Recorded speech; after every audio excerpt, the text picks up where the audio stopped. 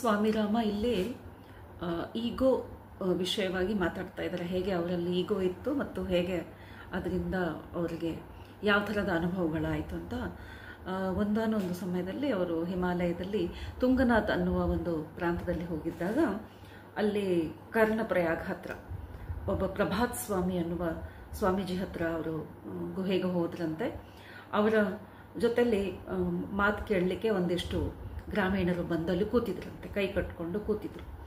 ಆಗ ಎಲ್ಲರೂ ಸ್ವಾಮೀಜಿನ ಒಂದು ಸ್ವಲ್ಪ ಎತ್ತರದ ಸ್ಥಾನದಲ್ಲಿ ಕೂಡಿಸ್ಬಿಟ್ಟು ಮಿಕ್ಕಿದವರೆಲ್ಲ ಕೆಳಗಡೆ ಕೂತ್ಕೊಂಡಿದ್ರು. ಸ್ವಾಮೀಜಿ ಕೂತ್ಕೊಂಡಿರುವ ಪೀಠ ಹೇಗಿತ್ತು ಅಂದರೆ ಒಂದು ಹಾಸಿಗೆ, ಒಂದು ಬ್ಲ್ಯಾಂಕೆಟ್ ಥರ ಅದನ್ನು ಮಡಚಿ ಹಾಕಿದ್ದಾಯಿತು, ಜಮಖಾನ ಅಂತ ಇಟ್ಕೊಳ್ಳೋಣ. ಸೊ ಇವರು ಆಗಲೇ ಅಲ್ಲಿ ಒಂದು ವಿದ್ಯಾವಂತ ಸ್ವಾಮೀಜಿ ಅಂತ ಎಲ್ಲರಿಗೂ ಪರಿಚಯ ಆಗಿತ್ತು. ಸೊ ಇವರು ಹೋದಾಗ ಇವರಿಗೆ ಆ ಸ್ವಾಮೀಜಿ ಇವರಿಗೆ ರೆಸ್ಪೆಕ್ಟ್ ಕೊಡ್ತಾರೆ ಅಂತ ಇವರ ಅನಿಸಿಕೆ ಆಗಿತ್ತು. ಸೊ ಹೀಗಾಗಿ ಅವ್ರ ಹತ್ರ ಹೋಗ್ಬಿಟ್ಟು ಅವ್ರಿಗೆ ನಮಸ್ಕಾರ ಹೇಳ್ತಾರೆ. ಸ್ವಾಮೀಜಿ ಸ್ವಾಭಾವಿಕವಾಗಿ ಸರಿಯಪ್ಪ ಕೂತ್ಕೊಳ್ಳಿ ಅಂತ ಹೇಳ್ತಾರೆ. ಕೂತ್ಕೊಳ್ಳಿ ಅಂದರೆ ಎಲ್ಲಿ ಕೂತ್ಕೊಳ್ಳೋದು? ಆವಾಗ ಸ್ವಾಮಿರಾಮನ್ ಹೇಳ್ತಾರೆ, ಸ್ವಲ್ಪ ಬ್ಲ್ಯಾಂಕೆಟ್ ಅದು ಓಪನ್ ಮಾಡಿ ಸ್ಪ್ರೆಡ್ ಔಟ್ ಮಾಡಿ ನಾನು ನಿಮ್ಮ ಪಕ್ಕದಲ್ಲಿ ಕೂತ್ಕೊಳ್ತೀನಿ ಅಂತ. ಆಗ ಸ್ವಾಮೀಜಿ ಹೇಳ್ತಾರೆ, ನೋಡಿ, ಗುರು ಸ್ಥಾನ ಗುರುಗೆ. ನಾವು ಈಕ್ವಲ್ ಆಗಿರ್ಬೋದು, ಆತ್ಮಸ್ವರೂಪದಲ್ಲಿ ನಾವು ಸಮನಾಗಿರ್ಬೋದು. ಆದರೆ ರಾಮ ಮತ್ತು ಹನುಮಂತನು ಯಾವಾಗ ಒಂದೇ ಶಕ್ತಿಯಿಂದ ಬಂದವರಿಬ್ಬರು, ಆದರೆ ಫಿಸಿಕಲ್ ಬಾಡಿನಲ್ಲಿ ಅವರು ಸ್ವಾಮಿ ಮತ್ತು ಸೇವಕನಾಗಿದ್ದರು. ಸೊ ಅವರ ಒಂದು ಸ್ಥಾನದಲ್ಲಿ ಅವರು ಇರಬೇಕು ಅಂತ ಹೇಳಿದರು. ಅವ್ರ ಮಾತು ಕೇಳಿಬಿಟ್ಟು ಇವರಿಗೆ ತುಂಬ ಕೋಪ ಬರುತ್ತೆ. ಕೋಪ ಬಂದು ಅವ್ರು ಹೇಳ್ತಾರೆ, ನಾನು ಅಲ್ಲಿ ಕೆಳಗಡೆ ಕೂತ್ಕೊಳ್ಳೋಕ್ಕಾಗಲ್ಲ, ನಾನು ಯಾಕೆ ನಿಮ್ಮ ಸಮ ಸ್ಥಾನದಲ್ಲಿ ಯಾಕೆ ಕೂತ್ಕೊಳ್ಳೋಕ್ಕಾಗಲ್ಲ ಅಂತ. ಸೊ ಅವರ ಮಾಸ್ಟರ್ ಹೇಳ್ತಾರೆ, ಅವಾಗ ಆ ಸ್ವಾಮಿ ಹೇಳ್ತಾರೆ, ನಿನಗೆ ಒಬ್ಬ ಶಿಕ್ಷಕನಾಗಿ ಮತ್ತು ಒಬ್ಬ ಶಿಷ್ಯನಾಗಿ, ಶಿಕ್ಷಕ ಮತ್ತು ಶಿಷ್ಯನಲ್ಲಿರುವ ಅಂತರ ತಿಳಿಬೇಕು ಫಸ್ಟು. ಸೊ ಫಸ್ಟು ನೀನು ಶಿಷ್ಯನಾಗಿ ಪೂರ್ಣ ರೂಪದಿಂದ ಶಿಷ್ಯನ ಒಂದು ಕರ್ತವ್ಯವನ್ನು ನಿರ್ವಹಿಸಬೇಕು. ಸೊ ಶಿಷ್ಯನ ಕೆಲಸ ಏನು? ಗುರುಗೆ ಪೂರ್ಣ ರೂಪದಲ್ಲಿ ಮರ್ಯಾದೆಯನ್ನು ಕೊಡುವುದು. ಸೊ ಅವರಿಗೆ ಸಮ ಆಗಲಿಕ್ಕೆ ಸಾಧ್ಯನೇ ಇಲ್ಲ. ಶಿಷ್ಯ ಎಷ್ಟೇ ಬುದ್ಧಿವಂತನಾದರೂ ಗುರುವಿಗೆ ಸಮಾನ ಆಗುವುದಿಲ್ಲ. ಸೊ ಇವರು ಕೇಳ್ತಾರೆ, ಹಾಗಾದರೆ ಶಿಷ್ಯನ ಕೆಲಸ ಏನು, ಹಾಗಾದರೆ ಅವನ ಡ್ಯೂಟೀಸ್ ಏನು ಅಂತ. ಸ್ವಾಮೀಜಿ ಹೇಳ್ತಾರೆ, ಶಿಷ್ಯನ ಕೆಲಸ ಏನು? ಗುರುನ ಸೇವೆ ಮಾಡುವುದು, ಪಾತ್ರೆ ತೊಳೆಯುವುದು, ಬಟ್ಟೆ ಒಗೆಯುವುದು, ಅಡುಗೆ ಮಾಡುವುದು, ಕ್ಲೀನ್ ಮಾಡುವುದು, ತಾನು ಕ್ಲೀನ್ ಇರುವುದು, ಮತ್ತು ತನ್ನ ಗುರುವಿಗೂ ಎಲ್ಲ ಥರದ ಕ್ಲೀನ್ಲಿನೆಸ್ಸನ್ನು ಒದಗಿಸುವುದು ಅಂತ. ಹಾಗಿದ್ರೆ ಗುರು ಏನು ಮಾಡ್ತಾರೆ ಅಂತ ಕೇಳ್ತಾರೆ. ಆಗ ಗುರು ಏನು ಮಾಡ್ತಾನೆ? ಒಂದೇ ಕೆಲಸ. ಅವ್ರು ಬೇರೆ ಈ ಥರ ಎಲ್ಲ ಸಣ್ಣ ಪುಟ್ಟ ಕೆಲಸ ಮಾಡಲ್ಲ, ಬರೀ ಜ್ಞಾನ ಕೊಡುವ ಕೆಲಸ ಒಂದು ಮಾತ್ರ ಮಾಡ್ತಾರೆ ಅಂತ. ಅವಾಗ ಇವ್ರು ಹೇಳ್ತಾರೆ, ನಾನೆಲ್ಲ ಚಿಕ್ಕ ಪುಟ್ಟ ಕೆಲಸ ಎಲ್ಲ ನಾನು ಮಾಡಲ್ಲಪ್ಪ, ನೀವು ನಾನು ಕಲೀಲಿಕ್ಕೆ ಬಂದಿರೋದೆಲ್ಲ ದೊಡ್ಡ ದೊಡ್ಡ ವಿಷಯ, ನಾನು ಇದೆಲ್ಲ ಪಾತ್ರೆ ತೊಳೆಯೋದು, ಕಸ ಗುಡಿಸೋದೆಲ್ಲ ಮಾಡಲ್ಲ ಅಂತ ಹೇಳಿದಾಗ ಮಾಸ್ಟರ್ ಹೇಳ್ತಾರೆ, ಅವಾಗ ಆ ಸ್ವಾಮೀಜಿ ಹೇಳೋದು, ಹಾಗೆ ಮಾಡ್ತಾ ಇದ್ರೆ ನೀನು ನಿನಗೆ ದ್ರೋಹ ಮಾಡಿದಾಗತ್ತೆ. ಮೊದಲು ನೀನು ಈ ಆಧ್ಯಾತ್ಮಿಕ ಹಾದಿಯಲ್ಲಿ ಕಲಿಬೇಕಾದದ್ದು, ಈ ದಾರಿಯಲ್ಲಿ ಕಲಿಬೇಕಾಗಿದ್ದು ವಿನಮ್ರತೆ, ವಿಧೇಯತೆ, ಇದೇ ಮೊದಲ ಪಾಠವಾಗಿ ಇರುತ್ತೆ. ಸೊ ಎಷ್ಟೋ ಸನ್ನಿವೇಶಗಳಲ್ಲಿ ಸ್ವಾಮಿ ರಾಮ ತಮ್ಮದೇ ಆದ ಒಂದು ಅಹಂಕಾರವನ್ನು, ಈಗೋವನ್ನು ಗುರುತಿಸಿ ಇಲ್ಲಿ ಅದರ ಪ್ರಸ್ತಾವನೆಯನ್ನು ಹೇಳಿದ್ದಾರೆ. ಹಾಗೆಯೇ ಇನ್ನೊಂದು ಸನ್ನಿವೇಶದಲ್ಲಿ ಮೈ ಸ್ವೋಲನ್ ಈಗೋ ಅಂತ ಹೇಳ್ತಾ ಇದ್ದಾರೆ, ನನ್ನ ಅಹಂಕಾರ, ಉಬ್ಬಿದ ಅಹಂಕಾರದ ವಿಷಯ ಅಂತ. ಸೊ ಅಲ್ಲಿ ಏನು ನಡೀತು ಅಂದರೆ ಮಳೆಗಾಲದ ಸಮಯ ಆಗಿರುತ್ತೆ. ಸೊ ಆ ಮಳೆಗಾಲ ಸಮಯ ಏನಾಗುತ್ತೆ ಅಂದರೆ, ಈ ಥರ ಸಾಧನೆ ಮಾಡುವವರು 4 ತಿಂಗಳ ಸಮಯ ಎಲ್ಲಿ ಓಡಾಡಲ್ಲ, ಒಂದೇ ಜಾಗದಲ್ಲಿ ಇದ್ಕೊಂಡು ಬಂದ ಜನಗಳಿಗೆಲ್ಲ ಜ್ಞಾನವನ್ನು ಹಂಚುವುದು ಕೆಲಸ ಮಾಡ್ತಾ ಇರ್ತಾರೆ. ಸೊ ಹೀಗಿರುವಾಗ ಒಂದಾನೊಂದು ಸಮಯದಲ್ಲಿ ಒಬ್ಬ ಸ್ವಾಮೀಜಿ ಹತ್ರ ಇವರು ಹೋಗ್ತಾರೆ. ಅಲ್ಲಿ ಅಗೇನ್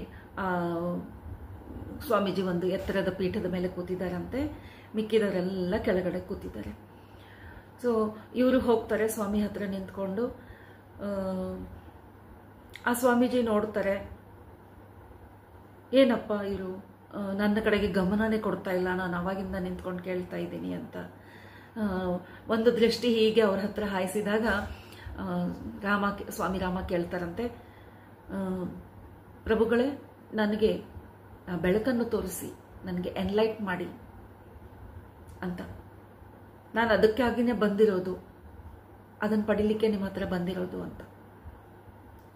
ಅವರು ಸುಮ್ಮನೆ ಅವ್ರ ಮಾತು ಕೇಳಿಕೊಂಡು ಮತ್ತೆ ತಮ್ಮ ಪ್ರವಚನದಲ್ಲೇ ತೊಡಗಿಬಿಡ್ತಾರಂತೆ. ಹೀಗೆ ಸ್ವಾಮಿ ರಾಮ ಡೈಲಿ ಹೋಗಿ ಅವ್ರ ಮುಂದೆ ಕೂತ್ಕೊಳ್ಳೋದು, ಕಾಯ್ಕೊಂಡು ದೂರದಲ್ಲಿ ಒಂದು ಕಲ್ಲಿನ ಮೇಲೆ ಕೂತ್ಕೊಂಡು ಇವ್ರ ಮಾತುಗಳನ್ನೆಲ್ಲ ಕೇಳ್ತಾ ಇರೋದಂತೆ. ಆ ಗುರುಗಳು ಹೇಳರಂತೆ, ನೀನು ಗುರು ಸೇವೆ ಮಾಡು ಅಂತ ಹೇಳಿಬಿಟ್ಟು ಅವರು ತಮ್ಮ ಲಂಗೋಟಿಯನ್ನು ಇವರಿಗೆ ಒಗಿಲಿಕ್ಕೆ ಕೊಡೋರಂತೆ. ಇವರಿಗೆ ಎಲ್ಲಿಲ್ಲದ ಕೋಪ. ಆಗ ಆ ಗುರುಗಳಿಗೆ ಏನು ಹೇಳಕ್ಕಾಗದೆ, ಕೋಪ ತೋರಿಸ್ಕೊಳಕ್ಕೂ ಆಗದೆ, ಮನಸ್ಸಿನಲ್ಲಿ ಮಾತ್ರ ಬೇಜಾರು ಮಾಡಿಕೊಂಡು ಕೋಪಿಸ್ಕೊಳ್ತಾನೆ ಇರ್ತಾರೆ. ಹೀಗೆ ಒಂದಿನ ಅವರು ಹಲ್ಲುಜ್ಕೊಂಡು ಇದ್ದಾಗ ಆ ಸ್ವಾಮೀಜಿ ಬಗ್ಗೆ ಸ್ವಲ್ಪ ಬೇಜಾರು ಮಾಡ್ಕೊಳ್ತಾ ಇರ್ತಾರೆ. ಇನ್ನು ಯಾವಾಗ ನನಗೆ ಪಾಠವನ್ನು ಹೇಳ್ಕೊಡ್ತೀರಾ, ನೀವು ಸರಿಯಾದ ಪಾಠಗಳನ್ನು ಯಾವಾಗ ಹೇಳ್ಕೊಡ್ತೀರಾ, ಬರೀ ಇದೇ ಕೆಲಸ ಆಗಿ ಹೋಗಿದೆ ನನಗೆ ಅಂತ. ಇಷ್ಟು ದಿನ ಇವನು ಎಷ್ಟೇ ಕೋಪಿಸ್ಕೊಂಡ್ರು ಆ ಸ್ವಾಮೀಜಿ ಏನೂ ಅಂದಿರಲ್ಲ. ಆದರೆ ಇವತ್ತು ಇವರು ಆಡಿದ ಮಾತಿಂದ ಅವರು ಸುಮ್ಮನೆ ಹಲ್ಲುಜ್ತಾ ಇರು ಅಂತ ಅಂದ್ಬಿಡ್ತಾರೆ ಅಷ್ಟೇ. ಅದಾದ ಮೇಲೆ ಇವರಿಗೆ ಬೇರೆ ಏನು ನೆನಪಿಲ್ವಂತೆ, ಬರೀ ಹಲ್ಲುಜ್ತಾನೇ ಇದ್ದಾರೆ ಅಂತೆ. ಹಾಗೇನೆ ಎಷ್ಟೋ 2 ದಿನಗಳು ಕಳೆದು ಹೋಗುತ್ತೆ. ಹಲ್ಲು ಉಜ್ಜಿ ಆ ಹಲ್ಲು ಉಜ್ಜಿಯೋ ಒಂದು ಬ್ರಷ್ ಏನು ಯೂಸ್ ಮಾಡ್ತಾ ಇರ್ತಾರೆ, ಅದು ಮುರಿದು ಬಿದ್ದೋಗ್ಬಿಟ್ಟು ಕೈ ಬೆರಳಲ್ಲಿ ಹಲ್ಲು ಉಜ್ತಾನೇ ಇದ್ದಾರೆ. ಅದು ಉಜ್ಜಿ ದವಡೆ ಎಲ್ಲ ಬಾವು ಬಂದು ಮುಖ ಎಲ್ಲ ಇಷ್ಟು ದಪ್ಪಕ್ಕಾಗಿ ಮೂರ್ಛೆ ಹೋಗಿ ಬಿದ್ದುಬಿಟ್ಟಿದ್ದಾರೆ. ಆಗ ಸ್ವಾಮೀಜಿ ಅವ್ರ ಹತ್ರ ಬಂದು ಆಗ ಕೇಳ್ತಾರೆ, ಎದ್ದಳೆ ಅಂತ. ಆಗ ನೋಡಿದಾಗ ಅವ್ರಿಗೆ ಎಚ್ಚರ ಆಗತ್ತೆ. ನೋಡ್ತಾರೆ, ಮುಖ ಎಲ್ಲ ಊದ್ಕೊಂಡಿದೆ, ಹಲ್ಲು ಎಲ್ಲ ದವಡೆ ಎಲ್ಲ ಬಾತ್ ಹೋಗಿದೆ. ಆಗ ಅವರು ತಮ್ಮ ಗುರುಗಳನ್ನ ಕೇಳ್ತಾರೆ, ಗುರುಗಳೇ, ನೀವು ಇಷ್ಟು ದೊಡ್ಡವರು, ದೇವರೇ ನಿಮ್ಮನ್ನು ನನ್ನ ಹತ್ರ ಕಳಿಸಿದ್ದಾರೆ, ಆದರೆ ಯಾಕೆ ನೀವು ನನ್ನ ಜೊತೆಲಿ ಹೀಗೆಲ್ಲ ಮಾಡಿದ್ದೀರಾ ಅಂದರೆ, ನೀನು ವಿಧೇಯತೆಯನ್ನು ಕಲಿತಾ ಇಲ್ಲ. ನೀನು ಗುರುಗಳ ಹತ್ರ ಬಂದಿದ್ದೀಯ ಅಂದರೆ ಗುರು ದೇವರ ಸ್ವರೂಪ. ಈಗ ವಿಧೇಯತೆ ಕಲಿದೇ ಇದ್ರೆ ನಿನಗೆ ನಾನು ಪಾಠ ಹೇಗೆ ಮಾಡ್ಲಿಕ್ಕೆ ಸಾಧ್ಯ? ನೀನು ಇಲ್ಲಿಂದ ಹೊರಟು ಹೋಗು ಅಂತ ನಾನು ಅವತ್ತೇ ಹೇಳಿದ್ದೆ. ಆದರೆ ನೀನು ಹಟ್ಟಕ್ಕೆ ಬಿದ್ದು ಇಲ್ಲಿ ನನ್ನ ಪಾಠ ಕಲೀಲಿಕ್ಕೆ ನನ್ನ ಜೊತೆಲಿ ಬಂದಿದೆಯಾ. ಹಾಗಾದರೆ ಇವಾಗ ನಾನು ಹೇಳ್ತೀನಿ, ಯಾವಾಗಲೂ ತಲೆ ಎತ್ಕೊಂಡೇ ಇರಬೇಕು ಅಂದ್ಕೊಳ್ತಾ ಇದೆಯಲ್ಲ, ಹಾಗಾದ್ರೆ ತಲೆ ಎತ್ಕೊಂಡೇ ಇರು, ಹಾಗೆ ಓಡಾಡ್ಕೊಂಡಿರು ಅಂತ. ಸ್ವಾಮಿ ರಾಮ ಹೇಳ್ತಾರೆ, ಅದು ಹೇಗೆ ನಾನು ತಲೆ ಮೇಲೆ ಎತ್ಕೊಂಡು ನಡಿಲಿಕ್ಕಾಗುತ್ತೆ? ಕೆಳಗಡೆ ಏನಿದೆ ಬಗ್ಗೆ ನೋಡದೆ ಇದ್ರೆ ನಾನು ಎಡವಿ ಬೀಳುವ ಸಾಧ್ಯತೆಗಳಿದೆ ಅಲ್ವಾ ಅಂತ. ಅದನ್ನೇ ಹೇಳ್ತಾರೆ ಸ್ವಾಮೀಜಿ. ಅವಾಗ ಅದೇ ಅಪ್ಪ ನಾನು ಹೇಳ್ತಾ ಇರೋದು, ತಲೆ ಬಗ್ಗಿಸಿಕೊಂಡಿದ್ದರೆ ಎಡವಿ ಬೀಳುವ ಸಾಧ್ಯತೆಗಳು ಕಡಿಮೆ, ಇಲ್ಲ, 0. ಸೊ ಯಾವಾಗಲೂ ನಾವು ಹಂಬಲ್ ಆಗಿರಬೇಕು, ವಿಧೇಯರಾಗಿರಬೇಕು. ಸೊ ಪಾಠ ಕಲಿಯೋ ಮುಂದೆ ವಿಧೇಯರಾಗಿದ್ದರೆ ಸ್ಪಿರಿಚುಯಾಲಿಟಿಯಲ್ಲಿ, ಆಧ್ಯಾತ್ಮಿಕತೆಯಲ್ಲಿ ಆವಾಗ ಪಾಠ ಕಲೀಲಿಕ್ಕೆ ಸುಲಭ ಆಗತ್ತೆ. ಸೊ ಇವಾಗಲೂ ನೀನು ಇನ್ನೂ ರೆಡಿ ಆಗಿಲ್ಲ, ಇವಾಗಲೂ ನಾನು ನಿನ್ಗೆ ಯಾವ ಪಾಠ ಹೇಳಲ್ಲ, ನೀನು ಹೋಗು ಇಲ್ಲಿಂದ ಅಂತ ಕಳಿಸ್ಕೊಟ್ಬಿಡ್ತಾರೆ. ಸೊ ಇಂಥ ಎಷ್ಟೋ ಅನುಭವ ಆಗಿದೆ ರಾಮ ಅವ್ರಿಗೆ. ಆದರೆ ಅವರಲ್ಲಿ ಬದಲಾವಣೆಗಳಾಗ್ತಾ ಇಲ್ಲ. ಸೊ ಮತ್ತೆ ಅವರು ಬೇರೆ ಬೇರೆ ಗುರುಗಳ ಹತ್ರ ಹೋಗ್ತಾ ಇರ್ತಾರೆ. ಇನ್ನೊಂದು ಇದೇ ಒಂದು ಅನುಭವ, ಈ ಥರದೇ ಒಂದು ಅನುಭವವನ್ನು ಇಲ್ಲಿ ಹೇಳ್ತಾ ಇದ್ದಾರೆ. ನಾನು ಶ್ರೀನಗರಕ್ಕೆ ಹೋಗಿದ್ದೆ ಕಾಶ್ಮೀರದಲ್ಲಿ. ಆಗ ಅಲ್ಲಿ ವೇದಾಂತದ ಪಂಡಿತರ ಹತ್ರ ಹೋಗಿದ್ದೆ. ಯಾರು ಫಿಲಾಸಫಿ ಡಿಪಾರ್ಟ್ಮೆಂಟಲ್ಲಿ ತುಂಬ ದೊಡ್ಡ ಒಂದು ಹುದ್ದೆಯಲ್ಲಿದ್ದರಂತೆ. ಆವಾಗ ಅವರು ಹೇಳ್ತಾರೆ, ನನಗೆ ನಿಮ್ಮ ಹತ್ರ ಕೆಲವು ಪ್ರಶ್ನೆಗಳನ್ನು ಕೇಳಲಿಕ್ಕಿದೆ ಅಂತ. ಸರಿ ಕೇಳಿ, ನನಗೆ ತುಂಬ ಖುಷಿ ಆಗತ್ತೆ ನಾನು ಉತ್ತರಗಳನ್ನು ನಿಮಗೆ ಕೊಡ್ಲಿಕ್ಕೆ ಸಾಧ್ಯ ಆದರೆ. ಅವ್ರು ಪ್ರಶ್ನೆ ಇಡ್ತಾರೆ, ಉಪನಿಷತ್ಗಳಲ್ಲಿ ಎಷ್ಟೋ ವಿಷಯಗಳು ವಿರುದ್ಧವಾಗಿ ಇರುತ್ತೆ, ಎರಡನ್ನೂ ಅಲ್ಲೇ ಹೇಳಿದ್ದಾರೆ. ಹಾಗಿದ್ದಾಗ ನಾವು ಹೇಗೆ ಅದನ್ನ ಯಾವುದು ಸತ್ಯ ಅಂತ ತಿಳಿಯೋದು ಅಂತ. ಕೆಲವೊಂದು ಕಡೆಗೆ ಅಲ್ಲಿ ಹೇಳಿದಾರಂತೆ, ಬ್ರಹ್ಮನು ಒಬ್ಬನೇ, ಮತ್ತೆ ದ್ವಿತೀಯ ಯಾವುದೂ ಇಲ್ಲ ಅಂತ. ಮತ್ತೆ ಇನ್ನೊಂದು ಕಡೆಗೆ ಎಲ್ಲವೂ ಬ್ರಹ್ಮನೇ ಅಂತ ಹೇಳಿದ್ದಾರೆ. 3ನೇ ಕಡೆಗೆ ಈ ಸೃಷ್ಟಿ, ಈ ಜಗತ್ತೆಲ್ಲ ಸುಳ್ಳು, ಬ್ರಹ್ಮನೊಬ್ಬನೇ ಸತ್ಯ ಅಂತ ಹೇಳಿದ್ದಾರೆ. ಮತ್ತೆ 4ನೇ ಎಲ್ಲೋ ಒಂದು ಕಡೆಗೆ ಒಂದೇ ಒಂದು ಸತ್ಯ ಇರುವುದು, ಮಿಕ್ಕಿದ್ದೆಲ್ಲ ಮಿಥ್ಯ ಅಂತ ಹೇಳಿದ್ದಾರೆ. ಏನಿದ್ರ ಅರ್ಥ? ಒಂದಕ್ಕೊಂದು ಯಾವುದು ಹೊಂದಾಣಿಕೆ ಇಲ್ಲದ ಮಾತುಗಳಾಗಿದೆ ಅಲ್ವಾ ನಮ್ಮ ಉಪನಿಷತ್ಗಳಲ್ಲಿ. ಯಾವುದನ್ನು ಸರಿ ಅಂತ ತಿಳ್ಕೊಂಡು ಮುಂದುವರಿಬೇಕು ನಾವು ಅಂತ. ಆಗ ಅವ್ರು ಹೇಳ್ತಾರೆ, ನಿನ್ನ ಈ ಪ್ರಶ್ನೆಗೆ ಹೇಗೆ ಉತ್ತರಿಸ್ಬೇಕು ಅಂತ ನಂಗೆ ಗೊತ್ತಾಗ್ತಾ ಇಲ್ಲ. ನೀನು ಶಂಕರಾಚಾರ್ಯರ ಒಂದು ಪಂಥದಲ್ಲಿ ನೀನು ಸ್ವಾಮಿ ಆಗಬೇಕು ಅಂತ ಬಯಸಿದೀಯಾ? ನಿನಗೆ ಇದರ ಉತ್ತರ ಸರಿಯಾಗಿ ತಿಳಿದಿರ್ಬೇಕಲ್ಲ ಅಂತ. ಹಾಗಾದ್ರೆ ನಾನೇ ತಿಳ್ಕೊಳ್ಬೇಕಾ ಈ ಉತ್ತರ ಅಂತ ಅವರು ಮತ್ತೆ ಎಷ್ಟೋ ವಿದ್ಯಾವಂತರ ಹತ್ರ ತುಂಬಾನೇ ಓಡಾಡಿಕೊಂಡು ಸುತ್ತಾಡಿಕೊಂಡು ಹುಡುಕಿ ಮಾಸ್ಟರ್ಸ್ ಹತ್ರ ಹೋಗಿ ತಮ್ಮ ಈ ಪ್ರಶ್ನೆಗಳನ್ನು ವಿಚಾರಿಸಿದ್ರಂತೆ. ಆದರೆ ಯಾರು ಸರಿಯಾದ ಉತ್ತರ ಕೊಡ್ಲಿಕ್ಕಾಗಲಿಲ್ಲ. ಆಗ ಇವರು ಒಬ್ಬ ಸ್ವಾಮೀಜಿ ಹತ್ರ ಉತ್ತರ ಕಾಶಿಯಲ್ಲಿ ಹೋದ್ರಂತೆ. ಅದು ಉತ್ತರ ಕಾಶಿಯಲ್ಲಿ ಹಿಮಾಲಯದಲ್ಲಿ 135 ಕಿಲೋಮೀಟರ್ ಇನ್ನೂ ಒಳಕ್ಕೆ ಹೋಗ್ಬೇಕಂತೆ. ಅವರ ಹೆಸರು ವಿಷ್ಣು ಮಹಾರಾಜ್ ಅಂತ. ಅವ್ರು ಯಾವಾಗಲೂ ನಗ್ನವಾಗಿರೋರಂತೆ. ಯಾವ ಬಟ್ಟೆ ಇಲ್ಲ, ಏನೂ ಇಲ್ಲ, ಯಾವ ವಸ್ತು ಇಲ್ಲ ಅವ್ರ ಹತ್ರ, ಒಂದು ಪಾತ್ರೆ ಇಲ್ವಂತೆ, ಭಿಕ್ಷಾ ಪಾತ್ರೆ ಸಹ ಇಲ್ಲ. ಅವರು ಯಾವಾಗಲೂ ಆನಂದದ ಸ್ಥಿತಿಯಲ್ಲಿರೋರಂತೆ. ಆಗ ಅವ್ರ ಹತ್ರ ಹೋಗಿ ಇವ್ರು ಕೇಳ್ತಾರೆ, ನಾನು ನಿಮ್ಮ ಹತ್ರ ಉಪನಿಷತ್ತದ ಕೆಲವು ವಿಷಯಗಳನ್ನು ಕೇಳಬೇಕು ಅಂತ ಬಯಸ್ತಾ ಇದ್ದೇನೆ ಅಂತ. ಅವ್ರು ಹೇಳ್ತಾರೆ, ಮೊದಲು ತಲೆಬಾಗಿ ನಮಸ್ಕಾರ ಮಾಡು. ನೀನು ಉಪನಿಷದ ವಿಷಯಗಳನ್ನ ಕೇಳ್ತಾ ಇದೀಯಾ, ಆದರೆ ನಿನ್ನ ಅಹಂಕಾರ ನೋಡು ಎಷ್ಟು ಉಬ್ಬಿದೆ. ಉಪನಿಷದ್ ಮಾತನಾಡಲು ಅಹಂಕಾರ ಸರಿಯಲ್ಲ ಅಂತ. ಈ ಥರದ ಅಹಂಕಾರ ಇಟ್ಕೊಂಡವ್ರಿಗೆ ಸತ್ಯಗಳು ಅರ್ಥ ಆಗಲ್ಲ. ಸ್ವಾಮಿ ರಾಮ ಹೇಳ್ತಾರೆ, ನನಗೆ ಸಾಮಾನ್ಯವಾಗಿ ತಲೆಬಾಗಿ ನಮಸ್ಕಾರ ಮಾಡೋದು ಇಷ್ಟ ಇಲ್ಲ. ಅದು ಯಾರೇ ಗುರುಗಳಾಗಿರಲಿ ನಾನು ತಲೆಬಾಗ್ಲಿಕ್ಕೆ ನನ್ನ ಮನಸ್ಸು ಒಪ್ಪಲ್ಲ. ಅದಕ್ಕೆ ನಾನು ಅಲ್ಲಿಂದ ಹೊರಟು ಬಂದ್ಬಿಟ್ಟೆ. ಹಾಗಂತ ನಾನು ಎಲ್ಲೆಲ್ಲಿ ಹೋಗಿ ಈ ಪ್ರಶ್ನೆಗಳನ್ನು ಕೇಳಿದೀನೋ ಅವರೆಲ್ಲರೂ ಹೇಳೋರಂತೆ ವಿಷ್ಣು ಮಹಾರಾಜರ ಹತ್ರ ಹೋಗಿ ಅವರೇ ನಿಮಗೆ ಸರಿಯಾಗಿ ಉತ್ತರ ಕೊಡ್ತಾರೆ ಅಂತ. ಸೊ ಎಲ್ಲಿ ಹೋದ್ರೂ ನನ್ನ ಅಹಂಕಾರದ ಪರೀಕ್ಷೆಯೇ ನಡೀತಾ ಇತ್ತು. ಹೋದಲ್ಲೆಲ್ಲ ವಿಷ್ಣು ಮಹಾರಾಜ ಹತ್ರ ಹೋಗಿ ಅಂತ. ವಿಷ್ಣು ಮಹಾರಾಜರ ಹತ್ರ ಹೋದ್ರೆ ಅವರು ತಲೆಬಾಗಿ ನಮಸ್ಕರಿಸು, ಆವಾಗ ನಿನ್ಗೆ ಉತ್ತರ ಕೊಡ್ತೀನಿ ಅಂತ. ಆಗ ಪ್ರತಿದಿನ ಇವ್ರು ಏನ್ ಮಾಡ್ತಾ ಇದ್ರು, ಸರಿ ವಿಷ್ಣು ಮಹಾರಾಜರ ಹತ್ರ ಹೋದ್ರಾಯ್ತು ಅಂತ ಪ್ರತಿದಿನ ಅವರ ಗುಹೆ ಹತ್ರ ಹೋಗಿ ನಿಂತ್ಕೊಳ್ಳೋದಂತೆ. ಆಗ ಮನಸ್ಸಿನಲ್ಲಿ ಅಂದ್ಕೊಳ್ಳೋರಂತೆ, ಹೇಗೆ ನೀವು ನನ್ನ ಪ್ರಶ್ನೆಗಳಿಗೆ ಉತ್ತರ ಮಾಡ್ತೀರಾ ನೋಡೋಣ ಅಂತ ಪರೀಕ್ಷೆಯ ಒಂದು ವಿಚಾರದಿಂದ ಅವರ ಗುಹೆ ಹತ್ರ ಹೋಗಿ ಕಾಯ್ಕೊಂಡು ಇರೋರಂತೆ. ಒಂದು ದಿನ ಅವರು ವಿಷ್ಣು ಮಹಾರಾಜರು ಇವರಿಗೆ ಸಮೀಪದಲ್ಲಿ ಬಂದು, ಇಲ್ಲಿ ಬಾ ಕುತ್ಕೋಬಾ ನನ್ನ ಹತ್ರ ಅಂತ ಕರೆದು ಕೂಡಿಸ್ಬಿಟ್ಟು, ಹಸಿವಾಗಿದ್ಯಾ ನಿನಗೆ, ಊಟ ಮಾಡ್ತೀಯಾ, ನನ್ನ ಜೊತೆಲಿ ಕುತ್ಕೊಂಡು ಊಟ ಮಾಡ್ತೀಯಾ ಅಂತ ಅವರಿಗೆ ಸ್ವಲ್ಪ ಕುಡಿಲಿಕ್ಕೆ ತಿನ್ನಲಿಕ್ಕೆ ಪದಾರ್ಥ ಕೊಟ್ಟು, ಆಮೇಲೆ ಆಯಿತು ಸರಿ ಈಗ ಹೋಗು, ಇದಕ್ಕಿಂತ ಜಾಸ್ತಿ ಸಮಯ ನಿನ್ನ ಜೊತೆಲಿ ಕಳೀಲಿಕ್ಕೆ ನನ್ನ ಹತ್ರ ಸಮಯ ಇಲ್ಲ ಅಂತ. ಆಗ ರಾಮ ಹೇಳ್ತಾರೆ, ನನಗೆ ತಿನ್ಲಿಕ್ಕೆ ಉಣ್ಲಿಕ್ಕೆ ಕಷ್ಟ ಇದ್ದಿಲ್ಲ, ನಾನು ಎಲ್ಲಾದರೂ ಹೋಗಿ ಕೇಳಿದರೆ ನನಗೆ ಆಹಾರ ಸಿಗ್ತಾ ಇತ್ತು, ನಾನು ಕೇಳಿದ ಪ್ರಶ್ನೆಗಳಿಗೆ ನನಗೆ ಉತ್ತರ ಬೇಕು ಅಂತ ಇವ್ರು ಹೇಳ್ತಾರೆ. ಆಗ ವಿಷ್ಣು ಮಹಾರಾಜರು, ನೀನಿನ್ನೂ ತಯಾರಾಗಿಲ್ಲ, ನಿನ್ನ ಮನಸ್ಸಿನಲ್ಲಿ ಬರೀ ನೀನು ನನ್ನನ್ನು ಪರೀಕ್ಷೆ ಮಾಡ್ಲಿಕ್ಕೆ ಬರ್ತಾ ಇದೆಯಾ ವಿನಃ ನಿಜವಾಗ್ಲೂ ಆ ಪ್ರಶ್ನೆಗೆ ಉತ್ತರ ಹಂಬಲಿಸಿ ಬರ್ತಾ ಇಲ್ಲ ನೀನು. ಸೊ ನೀನು ಕಲೀಲಿಕ್ಕೆ ಬರ್ತಾ ಇಲ್ಲ, ಪರೀಕ್ಷಿಸ್ಲಿಕ್ಕೆ ಬರ್ತಾ ಇದೆಯಾ, ಅದಕ್ಕೆ ನನಗೆ ಉತ್ತರ ಕೊಡಲ್ಲ, ನೀನು ಹೋಗು ಇಲ್ಲಿಂದ ಅಂತ. ಇದೆಲ್ಲ ವಿಚಾರ ಕೇಳಿದ್ಮೇಲೆ ನಿಜವಾಗ್ಲೂ ಅವ್ರಿಗೆ ಅವೇರ್ನೆಸ್ನಲ್ಲಿ ಇದಾರಂತೆ, ಸಾಧನೆಯಲ್ಲಿ ಇದಾರಲ್ವಾ, ಅವ್ರಿಗೆ ಗೊತ್ತಾಗ್ತಾ ಇದೆ, ಹೌದಲ್ವಾ ನಾನು ಸ್ವಲ್ಪನೂ ಬಗ್ತಾ ಇಲ್ಲ, ಏನಾಗುತ್ತೆ ಒಂಚೂರು ಬಗ್ಗೆ ನನ್ನ ಪ್ರಶ್ನೆಗಳಿಗೆ ಉತ್ತರ ತಗೊಂಡೆ ಅಂತ. ಸೊ ಮಾರನೇ ದಿನ ಬರ್ತಾರೆ. ಈ ಸರ್ತಿ ಅವ್ರು ಪ್ರಿಪೇರ್ ಆಗಿ ಬರ್ತಾರೆ. ಇಲ್ಲ ನಾನು ಇವತ್ತು ಅವ್ರು ಹೇಳ್ದಂತೆ ವಿಧೇಯರಾಗಿ ಅವ್ರಿಗೆ ಕೈ ಮುಗ್ದು ಕಾಲು ಮುಗ್ದು ಪ್ರಶ್ನೆ ಕೇಳೋಣ ಅಂತ. ಸೊ ಬಂದು ಕೈ ಮುಗ್ದು ಹೇಳ್ತಾರಂತೆ ಮಾರನೇ ದಿನ, ಮಹಾರಾಜರೇ ನಾನು ರಾತ್ರಿ ಎಲ್ಲ ಯೋಚನೆ ಮಾಡಿದೆ, ನಾನಿವಾಗ ರೆಡಿಯಾಗಿದ್ದೇನೆ ಅಂತ, ಇವಾಗ ನನಗೆ ಉತ್ತರಿಸ್ಕೊಡಿ ಅಂತ. ಸೊ ಅವರು ಕೂತ್ಕೊಂಡು ಅವರ ಪ್ರಶ್ನೆಗಳಿಗೆಲ್ಲ ಸಮಾಧಾನ ಹೇಳಿದ್ರಂತೆ. ಅವ್ರ ಮನಸ್ಸಿನಲ್ಲಿರುವ ಎಲ್ಲ ಪ್ರಶ್ನೆಗಳಿಗೆ ಅವಾಗ ಅವ್ರಿಗೆ ಉತ್ತರ ಸಿಕ್ತಂತೆ. ಅಂದರೆ ಉಪನಿಷತ್ತುಗಳ ಪಠನಗಳ ವಿಚಾರವಾಗಿ. ಅದರಲ್ಲಿ ಆವಾಗ ಗುರುಗಳಿಗೆ ಇವ್ರಿಗೆ ಕೆಲವು ಮಾತುಗಳನ್ನು ತಿಳಿಸ್ತಾರೆ. ಅದೇನೆಂದರೆ, ಯಾವಾಗ ಒಬ್ಬ ಶಿಷ್ಯನು ಸಾಧನೆಯನ್ನು ಶುರು ಮಾಡ್ತಾನೋ, ಪ್ರಾಕ್ಟೀಸಿಂಗ್ ಶುರು ಮಾಡ್ತಾನೋ, ಅವನು ಮೊದಲು ತಿಳಿಯಬೇಕಾದದ್ದು ಏನಂದ್ರೆ ಪ್ರಪಂಚ ಬದಲಾಗಬಹುದು, ಸತ್ಯ ಬದಲಾಗಲ್ಲ.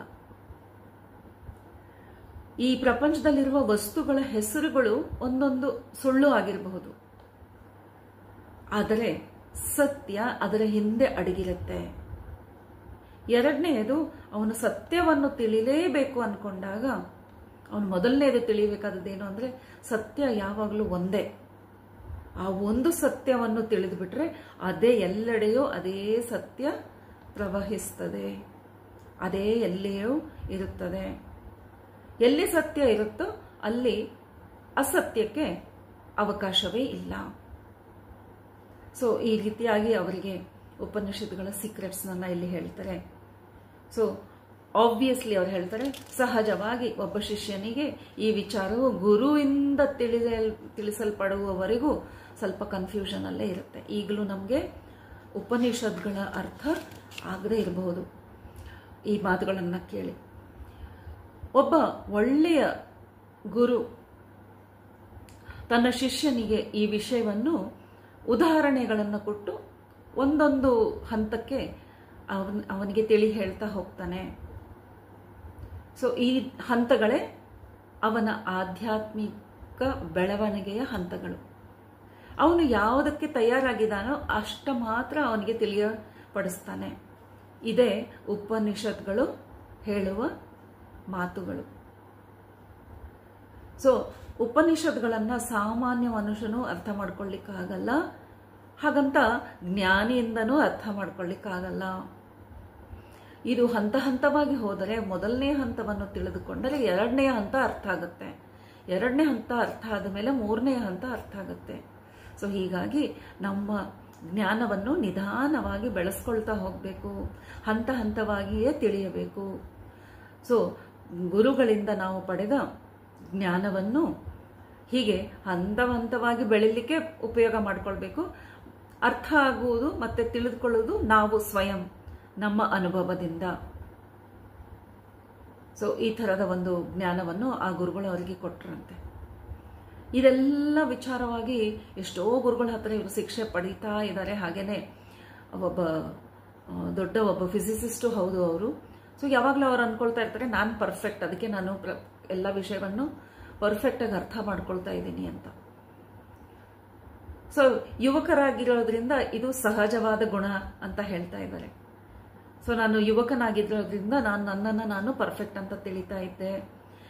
ಹಾಗೇನೆ ನನಗೆ ಹೆಚ್ಚಿನ ಜ್ಞಾನ ಪಡೆಯೋ ಅವಶ್ಯಕತೆ ಇಲ್ಲ, ನಾನು ಎಲ್ಲವನ್ನೂ ತಿಳಿದುಕೊಂಡಿದ್ದೇನೆ. ಅದು ಒಂದು ಅವರ ಮನಸ್ಸಿನಲ್ಲಿರುವ ಮಾತಾಗಿತ್ತಂತೆ. ಈ ಮಾತನ್ನು ಅವರು ತಮ್ಮ ಗುರುಗಳ ಹತ್ರನೂ ಹೇಳ್ಕೊಂಡ್ರಂತೆ. ಆಗ ಅವರು ನಕ್ಕು ಹೇಳ್ತಾರಂತೆ, ಏನಾದರೂ ಮತ್ತೆ ಏರಿದ್ಯಾ ನಿನ್ನ ತಲೆಗೆ, ಏನು ಹಿಂಗಂದ್ರೆ ನಾನು ಪರ್ಫೆಕ್ಟ್ ಅಂತ ಹೇಳೋ ಮಾತಿಗೆ. ಅವ್ರು ಹೇಳ್ತಾರೆ, ಇಲ್ಲ ಗುರುಗಳೇ, ಈ ಥರ ನನಗೆ ಅನಿಸ್ತಾ ಇದೆ, ಇದು ನನ್ನ ಅನಿಸಿಕೆ ಅಂತ. ಸ್ವಲ್ಪ ದಿನ ಬಿಟ್ಟು ಬಾ, ಆಮೇಲೆ ಮಾತಾಡ್ತೀನಿ ಅಂತ ಗುರುಗಳು ಕಳಿಸ್ಕೊಡ್ತಾರಂತೆ.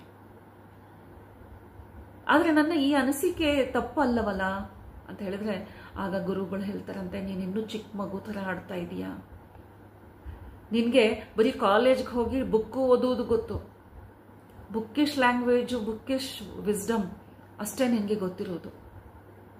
ಆದರೆ ನೀನು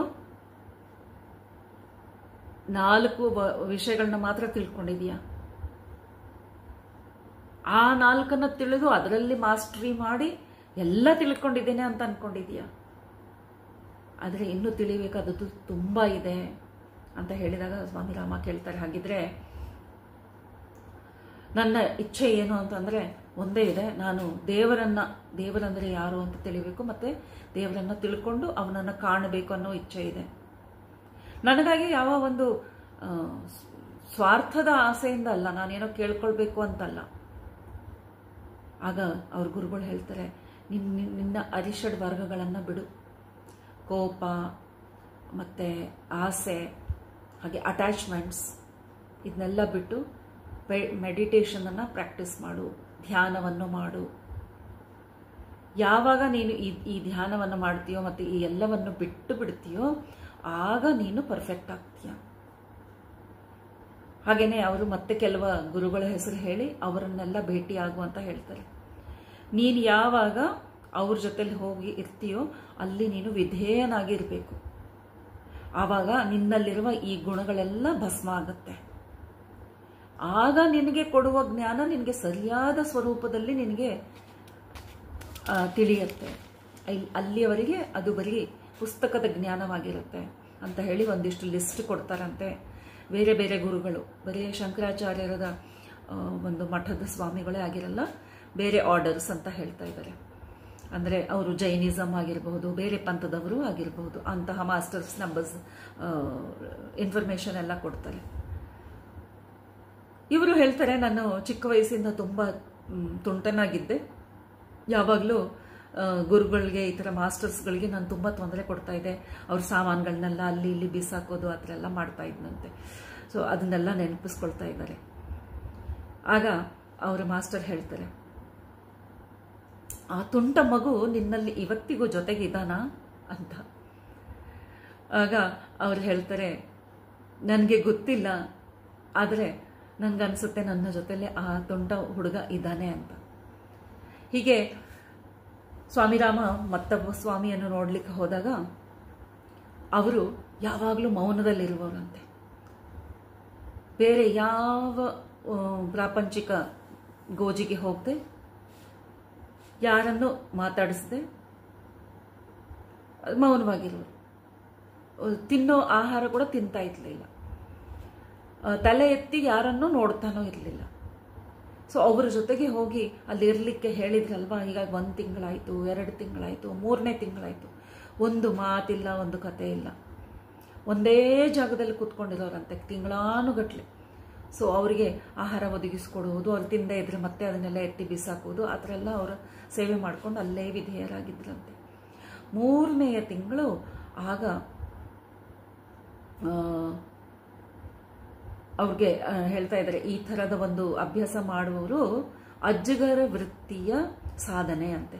ಒಂದು ಅಜ್ಗರ್ ಅಂತಂದರೆ ಪೈಥನ್, ಹೆಬ್ಬಾವು ಹೇಗೆ ಆಹಾರ ಒಂದು ಸಲ ಸೇವಿಸಿದ ಮೇಲೆ ತುಂಬ ಸಮಯದವರೆಗೆ ಅದು ತನ್ನ ಜಾಗದಿಂದ ಕದಲುವುದಿಲ್ಲ. ಸೊ ಆ ಥರ ಇವರು ಹಸಿವಾದಾಗ ಮಾತ್ರ ಒಂದು ಸ್ವಲ್ಪ ತಿಂದ್ಬಿಟ್ರೆ ಮತ್ತೆ ಬೇರೆ ಸಮಯದಲ್ಲಿ ಕದಲದೆ ತಿಂಗಳಾನುಗಟ್ಲೆ ಧ್ಯಾನದ ಸ್ಥಿತಿಯಲ್ಲೇ ಇರೋರು. ಅಂತಹ ಒಂದು ಸ್ವಾಮೀಜಿನ ಇವರು ಅಲ್ಲಿ ಅವ್ರ ಜೊತೆಲೇ ಇದ್ದಾರೆ. ಒಂದಿನ ಅವ್ರನ್ನ ಭೇಟಿ ಆಗ್ಲಿಕ್ಕೆ ಮತ್ತೆ ಹೋದಾಗ ಅವರು ಒಂದು ಮರದ ಕೆಳಗಡೆ ಕೂತಿರ್ತಾರೆ ಕಣ್ಣು ಮುಚ್ಕೊಂಡು. ಅವರು ಅಲ್ಲಿ ಮಖದಲ್ಲಿರುವ ಒಂದು ಆನಂದ ನೋಡ್ತಾ ಇದ್ರೆ ನಾನೇ ಈ ಎಲ್ಲ ಸೃಷ್ಟಿಗೆ ನಾನೇ ರಾಜ ಅನ್ನೋ ಥರ ಇದ್ದಾರೆ ಅಂತ ಬರಿತಾ ಇದ್ದಾರೆ. ಅಲ್ಲಿ ಯಾವ ವಸ್ತ್ರಧಾರಣೆಯನ್ನು ಮಾಡಿಲ್ಲ. ಮಳೆಗಾಲ ಇರಲಿ, ಚಳಿಗಾಲ ಇರಲಿ, ಬಿಸಿಲೇ ಇರಲಿ, ಅವರ ಚರ್ಮ ಒಂದು ಆನೆಯ ಚರ್ಮದಂತೆ, ತನ್ನನ್ನು ತಾನು ಕಾಪಾಡಿಕೊಳ್ಳುವ ಶಕ್ತಿ ಇದ್ದ ಚರ್ಮದಂತೆ ತಯಾರಾಗಿತ್ತಂತೆ. ಆಗ ಅವರನ್ನು ಕಂಡು ಅವ್ರ ಬಗ್ಗೆ ಅನ್ಕೊಂಡ್ರಂತೆ, ಸ್ವಲ್ಪನಾದರೂ ಮಾನ ಮುಚ್ಕೊಂಡಿದ್ರೆ ಚೆನ್ನಾಗಿರೋದಲ್ಲ ಅಂತ. ಆಗ ಮತ್ತೆ ಮನಸ್ಸಿನಲ್ಲಿ ಅನ್ಕೊಂತಾರೆ, ನಮಗೆ ನನ್ನ ಗುರುಗಳು ಏನು ಹೇಳಿದ್ರು, ಅಲ್ಲಿ ಹೋದಾಗ ಸಮಯ ವ್ಯರ್ಥ ಮಾಡಬೇಡ, ಸರಿಯಾದ ಜ್ಞಾನ ಪಡೀಲಿಕ್ಕೆ ಹೋಗ್ತಾ ಇದೆಯಾ ಅಂತ ಹೇಳಿದ ಮಾತು ನೆನಪಿಸ್ಕೊಂಡು, ನಾನು ಬರೀ ಶರೀರ ನೋಡ್ತಾ ಇದ್ದೀನಿ, ನಾನು ಈ ಥರ ಎಲ್ಲ ಯೋಚನೆ ಮಾಡಬಾರ್ದು ಅಂತ ಮತ್ತೆ ತಮ್ಮನಿಗೆ ತಾವೇ ಸುಧಾರಿಸ್ಕೊಂಡು ಅವರು ಪಾದಾಭಿವಂದನೆಯನ್ನು ಮಾಡ್ತಾರಂತೆ. ಆಗ ಅವ್ರಿಗೆ ಆ ಪಾದ ಮುಟ್ಟಿದ್ದೂ ಗೊತ್ತಾಗಲ್ಲ. ಹಲೋ ಹೇಗಿದ್ದೀರಾ ಅಂತ ಮಾತಾಡಿಸ್ತಾರೆ, ಅದಕ್ಕೂ ಅವರು ಜವಾಬು ಕೊಡಲ್ಲ. ಒಂದು ಕದಲಿಕೆ ಇಲ್ಲ ಅಂತೆ ಅವರ ಶರೀರದಲ್ಲಿ, ಒಂದು ಸ್ವಲ್ಪನೂ ಕದಲಿಕೆ ಕಾಣಲ್ಲ. ಆಗ ಗುರು ಸೇವೆ ಅಂದ್ಕೊಂಡು ಅವರವ್ರ ಪಾದಗಳನ್ನು ಒತ್ತಲಿಕ್ಕೆ ಶುರು ಮಾಡ್ತಾರೆ. ಯಾಕೆ ಅಂದರೆ ಗುರು ಸೇವೆ ಅಂದರೆ ಕೂತು ನೋವಾಗಿರುತ್ತೆ, ನಡೆದು ನೋವಾಗಿರುತ್ತೆ ಅಂತ ಗುರು ಸೇವೆ ಅಂತ ಪಾದ ಒತ್ತುವುದು ಒಂದು ಸಂಪ್ರದಾಯ ಇದೆ. ಆದರೆ ಪಾದ ಒತ್ತಲಿಕ್ಕೆ ಕೂತ್ಕೊಂಡು ಪಾದ ಒತ್ತೋಕೆ ಶುರು ಮಾಡಿದ ತಕ್ಷಣ ಅವರು ಜೋರಾಗಿ ಇವ್ರಿಗೆ ಒದ್ದು ಬಿಡ್ತಾರಂತೆ. ಇಷ್ಟು ಯುವಕ ಆಗಿದ್ದು ಇವ್ರಿಗೆ ಬ್ಯಾಲೆನ್ಸ್ ಆಗದೆ ದೂರ ಹೋಗಿ ಬಿದ್ದು ಪೆಟ್ಟಾಗತ್ತೆ ಅಂತೆ, ಎಷ್ಟೋ ದೂರ ಹೋಗಿ ಬೀಳ್ತಾರಂತೆ. ಆಗ ಇವರೇನು ಬುದ್ಧಿ ಇದೆಯಾ ಇವ್ರಿಗೆ, ಇವರು ಒಂದು ಸ್ವಾಮೀಜಿ ಅಂದರೆ ಹೇಗಿರಬೇಕು ಅಂತ ಕೋಪ ಬಂದ್ಬಿಡುತ್ತೆ. ನನ್ನನ್ನು ಒದಿತಾ ಇದ್ದಾರ, ನಾನು ಅಂತ ಕಾಲು ಮುಟ್ಟಿ ನಮಸ್ಕಾರ ಮಾಡಿ ಸೇವೆ ಮಾಡಕ್ಕೆ ಬಂದ್ಬಿಟ್ರೆ ಆ ಕೋಪದಲ್ಲಿ ಅವ್ರಿಗೆ 2 ಕಾಲು ಬೇಕಾದಲ್ಲಿ ನಾನು ಮುರಿದಾಗ್ಬಿಡ್ತಾ ಇದ್ದೆ ನನಗೆ ಬಂದಿರೋ ಕೋಪಕ್ಕೆ ಅಂತ ಇದ್ದಾರೆ. ಆದರೆ ನನಗೆ ನನ್ನ ಮಾಸ್ಟರ್, ನನ್ನ ಗುರು ನನಗೆ ಇಲ್ಲಿ ಕಳಿಸಿದ್ದಾರೆ. ಸೊ ನಾನು ಅದನ್ನು ಮರ್ಯಾದೆ ಕಾಪಾಡ್ಕೊಳ್ಬೇಕು ಅಂತ ಮತ್ತೆ ಅಲ್ಲಿಂದ ತನ್ನ ಕೋಪವನ್ನು ಸಂಭಾಳಿಸ್ಕೊಂಡು ಮತ್ತೆ ಅವ್ರ ಗುರುಗಳ ಹತ್ರ ಹೋಗ್ತಾರಂತೆ. ಅವ್ರು ಕೇಳ್ತಾರಂತೆ, ಹೇಗಿದೆಯಾ ಮಗನೇ ಅಂತ. ಅವ್ರು ಹೇಳ್ತಾರೆ, ನಾನು ಹೇಗಿದ್ದೀನ, ಒಂದು ಚೆನ್ನಾಗಿ ಒದೆ ಕೊಟ್ಬಿಟ್ಟು ಅಷ್ಟು ದೂರ ಹೋಗಿ ಬಿದ್ದ ಮೇಲೆ ಇವಾಗ ನೀವು ನನ್ನನ್ನು ಕೇಳ್ತಾ ಇದ್ದೀರಾ ಅಂತ.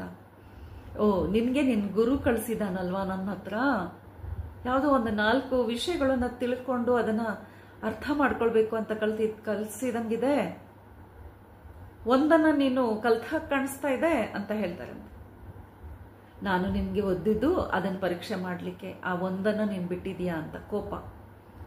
ಸೊ ಕೋಪವನ್ನು ನೀನು ಜಯಿಸಿದೀಯಾ, ನಿನಗೆ ಕೋಪ ಬಂದಿತ್ತು ಆದರೆ ನೀನು ಅದನ್ನು ಜಯಿಸಿದೆ ಅಲ್ವಾ, ಹಾಗಾದರೆ ಕೋಪ ಇದೆ ಅಂತ ಗೊತ್ತಾಗ್ತಾ ಇದೆ ನಿನಗೆ. ಕೋಪ ಬಂತು ಅಂತಂದರೆ ಇನ್ನೂ ನಿನ್ನ ಒಳಗಡೆ ಇನ್ನೂ ಅದು ಇದೆ, ನೀನಿನ್ನೂ ಇಮ್ಮೆಚ್ಯೂರ್ ಆಗಿದೆಯಾ, ನೀನಿನ್ನೂ ಪಕ್ವವಾಗಿಲ್ಲ, ನೀನಿನ್ನೂ ನಿನ್ನ ಗುರುಗಳು ಹೇಳಿಕೊಟ್ಟ ಪಾಠಗಳನ್ನು ಸರಿಯಾಗಿ ನೀನು ಸಾಧನೆಗಳನ್ನು ಮಾಡ್ತಾ ಇಲ್ಲ, ನೀನಿನ್ನೂ ನನ್ನ ಪಾಠ ಕಲಿಯೋ ಮಟ್ಟಕ್ಕೆ ತಯಾರಾಗಿಲ್ಲ, ಇಲ್ಲಿಂದ ಹೊರಟೋಗು ಅಂತ ಮತ್ತೆ ಹೇಳ್ಬಿಡ್ತಾರೆ. ಈ ಥರ ಅವಮಾನಕರವಾದ ಮಾತುಗಳು ಯಾರೂ ನನಗಾಡಿಲ್ಲ ಅಂತ ಹೇಳ್ತಾ ಇದ್ದಾರೆ ಸ್ವಾಮಿರಾಮ. ಒಂದು ಸ್ವಲ್ಪ ಹೊತ್ತು ಯೋಚನೆ ಮಾಡಿ, ಹೌದಲ್ಲ ಇವ್ರು ಹೇಳಿದ ಮಾತು ಸತ್ಯ ಅಂತ ನಾನು ಅವ್ರಿಗೆ ಕಾಲೇ ಮುರಿಬೇಕು ಅಂತಲೂ ಯೋಚನೆ ಬಂತಲ್ವ, ಹೌದಲ್ವಾ ಅವ್ರು ಹೇಳೋ ಮಾತಲ್ಲಿ ಸತ್ಯ ಇದೆ, ನನಗೆ ನಿಜವಾಗ್ಲೂ ಅಷ್ಟು ಕೋಪ ಬಂದಿತ್ತು. ಆಗ ಆ ಸ್ವಾಮೀಜಿ ಕೇಳ್ತಾರೆ, ನಿನಗೆ ಗೊತ್ತಾ ಯಾಕೆ ಗುರುಗಳ ಪಾದ ಸ್ಪರ್ಶ ಮಾಡಿ ನಮಸ್ಕಾರ ಮಾಡ್ತಾರೆ? ಆಗ ಒಂದು ಪರ್ಷಿಯನ್ ಮಾತನ್ನ ಇಲ್ಲಿ ಹೇಳ್ತಾ ಇದ್ದಾರೆ. ಒಬ್ಬ ಗುರು ತನ್ನ ಜೀವನದ ಬಹುತೇಕ ಭಾಗವನ್ನು ತನ್ನ ದೇವರ ಪಾದದಲ್ಲೇ ಕಳೀತಾನೆ. ಅವರನ್ನ ನೀವು ಆರ್ಡಿನರಿ ಸಾಮಾನ್ಯ ಮನುಷ್ಯರು ಅವರ ಮುಖವನ್ನು ನೋಡಿ ಅದನ್ನ ತಿಳ್ಕೊಳ್ಬಹುದು. ಯಾಕೆಂದ್ರೆ ಆ ಸೇವೆಯಲ್ಲಿ ಹೇಗೆ ತನ್ಮಯರಾಗಿರ್ತಾರೆ ಅಂದರೆ, ಅವರು ಅಲ್ಲಿ ಇಲ್ಲದಂತಾಗಿ ಅವರ ಮುಖದಲ್ಲಿ ಯಾವ ದೇವರ ಸೇವೆಯನ್ನು ಅವ್ರು ಮಾಡ್ತಾ ಇರ್ತಾರೋ ಆ ದೇವರೇ ಅವರಾಗ್ಬಿಟ್ಟಿರ್ತಾರೆ. ಅವ್ರ ಮುಖದಲ್ಲಿ ಆ ದೇವರ ಛಾಯೆಯನ್ನು ಕಾಣಿಸ್ತಾರೆ. ಸೊ ಆ ಮುಖದಲ್ಲಿ ಆ ದೇವರ ಛಾಯೆ ನೋಡಿದಾಗ ಅವರು ಅವನ ಪಾದಕ್ಕೆ ನಮಸ್ಕಾರ ಮಾಡ್ತಾರೆ. ಸೊ ಅಲ್ಲಿ ಗುರು ಇರಲ್ಲ. ಆ ಗುರು ಯಾವ ಸಾಧನೆ ಮಾಡಿ ಆ ದೇವರ ಸಾಕ್ಷಾತ್ಕಾರ ಮಾಡ್ಕೊಂಡಿರ್ತಾರೆ ಅವರು ಅವರಲ್ಲಿ ಕಂಡು ಬರ್ತಾ ಇರ್ತಾರೆ. ಸೊ ಹೀಗಾಗಿ ಪಾದ ಸೇವೆ ಅದಕ್ಕೆ ಮಾಡಬೇಕು. ಆ ಗುರುಗೆ ನೀವು ವಂದಿಸ್ತಾ ಇಲ್ಲ, ಗುರುವಿನ ಸೇವಕ. ಯಾರು ಸೇವಕ? ಅವರು ಯಾವ ದೇವರ ಸಾಧನೆಯನ್ನು ಮಾಡಿದ್ದಾರೆ ಆ ದೇವರ ಪ್ರತಿರೂಪ ಅವರಾಗ್ಬಿಡ್ತಾರೆ. ಸೊ ಆ ಥರದ ಒಂದು ಭಾವನೆ ಇಟ್ಕೊಂಡು ನೀವು ನಮಸ್ಕರಿಸಬೇಕು. ಇದೆಲ್ಲ ನೀನು ತಿಳ್ಕೊಂಡ್ಬಿಟ್ಟಿದ್ಯಾ, ಆಯ್ತು, ಇನ್ನು ನೀನು ಇಲ್ಲಿರ್ಲಿಕ್ಕಾಗಲ್ಲ, ಯಾಕಂದ್ರೆ ನೀನು ನಮಸ್ಕಾರ ಮಾಡಿದ ಭಾವನೆಯೇ ಬೇರೆ ಆಗಿತ್ತು, ಮತ್ತು ನಿನ್ಗಿನ್ನೂ ಕೋಪ ಕಮ್ಮಿ ಆಗಿಲ್ಲ, ನೀನು ಇಲ್ಲಿಂದ ಹೊರಟು ಹೋಗ್ಬಿಡು ಅಂತ. ಸರಿ ಅಂತ ಇವ್ರಿಗೆ ತುಂಬ ದುಃಖ ಆಗುತ್ತೆ. ಏನಪ್ಪ ನಾನು ಎಷ್ಟು ಕಷ್ಟಪಡ್ತಾ ಇದ್ರು ಪ್ರತಿ ಕಡೆಗೆ ನನಗೆ ಈ ಥರ ಅವಮಾನ ಆಗ್ತಾ ಇದೆ ಅಂತ ಅಳು ಬಂತು ಅಂತಲೂ ಹೇಳ್ತಾ ಇದ್ರು. ಐ ವೆಕ್ಟ್. ನನ್ನ ಅತ್ತೆ ಅವತ್ತು ಆವಾಗ ಯೋಚನೆ ಮಾಡಿದೆ, ಸ್ವಲ್ಪ ದಿನಗಳ ಹಿಂದೆ ನಾನು ಪರ್ಫೆಕ್ಟ್ ಅಂತ ನಾನು ಅನ್ಕೊಳ್ತಾ ಇದ್ದೆ, ಆದರೆ ತಿಳಿದು ಬರ್ತಾ ಇದೆ ನಾನು ಪರ್ಫೆಕ್ಟ್ ಆಗಿಲ್ಲ. ನಾನು ಸ್ವಲ್ಪ ದಿನದ ಮೇಲೆ ಮತ್ತೆ ನಾನು ಬರ್ತೀನಿ, ನನ್ನ ಅಹಂಕಾರವನ್ನು ನಾನು ಕಳೆದುಕೊಂಡು ಆಮೇಲೆ ಖಂಡಿತ ಬರ್ತೀನಿ. ಹಾಗಾಗಿ ಜೀವನ ಕೊಟ್ಟ ವಧೆಗಳನ್ನು ಸ್ವೀಕರಿಸ್ತಾ ಮುಂದಕ್ಕೆ ಹೋದೆ. ಹಾಗೆಯೇ ಈ ಪಾಠಗಳು ಸಹ ನನಗೆ ಜೀವನದಲ್ಲಿ ಒಳ್ಳೆಯದನ್ನು ಮಾಡಲಿಕ್ಕೆ ಆಗಿರೋದು. ಹೇಗೆ ಬುದ್ಧ ಹೇಳಿದ್ರಂತೆ, ಬುದ್ಧನ ಮಾತನ್ನು ಇಲ್ಲಿ ಪ್ರಸ್ತಾಪಿಸ್ತಾ ಇದ್ದಾರೆ. ಬುದ್ಧ ಹೇಳಿದ್ರಂತೆ, ಒಬ್ಬ ಜ್ಞಾನಿಯ ಹತ್ತಿರ ಯಾವುದು ಕೆಟ್ಟದ್ದು ಅನ್ನೋದು ಇರೋದೇ ಇಲ್ಲಂತೆ. ಅವನ ಜೀವನದಲ್ಲಿ ಬರುವ ಎಲ್ಲ ಅನುಭವಗಳು ಅವನ ಬೆಳವಣಿಗೆಗಾಗಿಯೇ ಆಗಿರುತ್ತೆ. ಹಾಗೆಯೇ ಅವರಿಗೆ ಜ್ಞಾನ ಬಂದಾದ ಮೇಲೆ ಆ ಥರದ ಪರಿಸ್ಥಿತಿಗಳಿಂದನೂ ಹೇಗೆ ಅದನ್ನು ಉಪಯೋಗ ಮಾಡ್ಕೊಳ್ಬಹುದು, ಅದನ್ನು ತಮ್ಮ ಒಳಿತಕ್ಕೆ ಹೇಗೆ ಅದನ್ನು ಉಪಯೋಗಿಸಬಹುದು ಅನ್ನೋದನ್ನು ತಿಳ್ಕೊಂಡಿರ್ತಾನಂತೆ. ಅದಕ್ಕೆ ಅವನು ಜ್ಞಾನಿ. ಸೊ ಜ್ಞಾನಿ ಯಾರು ಅಂತಂದರೆ ಅವನ ಹತ್ರ ಯಾವುದು ಕೆಟ್ಟದ್ದು ಅನ್ನೋದು ಬರೋದೇ ಇಲ್ಲ. ಬಂದರೂ ಅವನು ಅದನ್ನು ಸರಿಯಾದ ರೀತಿಯಲ್ಲಿ ಅದನ್ನು ಉಪಯೋಗಿಸ್ತಾನೆ. ಸೊ ಈ ಅನುಭವದಿಂದ ಅವರು ಮತ್ತೊಬ್ಬ ಗುರುಗಳ ಹತ್ರ ಹೋಗ್ತಾ ಇದ್ದಾರಂತೆ. ಇಲ್ಲಿ ಯೋಚನೆ ಮಾಡಿಕೊಂಡೇ ಹೋಗ್ತಾರೆ, ಏನಾದರೂ ನಾನು ಈ ಸಲ ಕೋಪ ಮಾಡ್ಕೊಳ್ಳಲ್ಲ ಅಂತ. ಆ ಗುರುಗಳಿಗೆ ಒಂದು ಸುಂದರವಾದ ತೋಟ ಇತ್ತಂತೆ. ಅವರು ಹೇಳ್ತಾರೆ, ಇವರು ಸ್ವಾಮಿ ರಾಮ ಅವ್ರ ಹತ್ರ ಹೋದಾಗ, ನಾನು ನಿನಗೆ ಈ ತೋಟ ನಿನಗೆ ಕೊಡ್ತೇನೆ, ನಿನಗಿಷ್ಟನಾ ಅಂತ. ಖಂಡಿತವಾಗ್ಲೂ ಯಾರಿಗಾದ್ರೂ ಇಷ್ಟ ಆಗುತ್ತಲ್ಲ, ಎಸ್ ಎಸ್ ಅಂತ ಹೇಳ್ತಾರೆ, ಎಸ್ ಅಫ್ಕೋರ್ಸ್ ಕೊಡಿ ಅಂತ. ತಕ್ಷಣ ಆ ಗುರುಗಳು ಹೇಳ್ತಾರೆ, ನಿನ್ನ ಗುರುಗಳು ನಿಂಗೆ ಹೇಳ್ಕೊಟ್ಟಿಲ್ವಾ ಯಾವ ರೀತಿ ಅಟ್ಯಾಚ್ಮೆಂಟ್ ಬೇಡ ಅಂತ? ಆ ಭೂಮಿ ಬೇಕು ಅಂದ ತಕ್ಷಣ ಬೇಕು ಅಂತ ಇದೆಯಾ? ಹಾಗಿದ್ರೆ ನಿನಗೆ ಅಟ್ಯಾಚ್ಮೆಂಟ್ ಹೋಗಿಲ್ಲ. ನೀನು ಕೋಪ ಮಾತ್ರ ಬಿಟ್ಕೊಂಡಿರ್ಬೋದು ಸ್ವಲ್ಪ ಸ್ವಲ್ಪ, ಆದರೆ ಅಟ್ಯಾಚ್ಮೆಂಟ್ ಬಿಟ್ಟು ಹೋಗಿಲ್ಲ. ಇನ್ನೂ ನಿನಗೆ ಆಸೆ ಇದೆ, ದುರಾಸೆ ಇದೆ.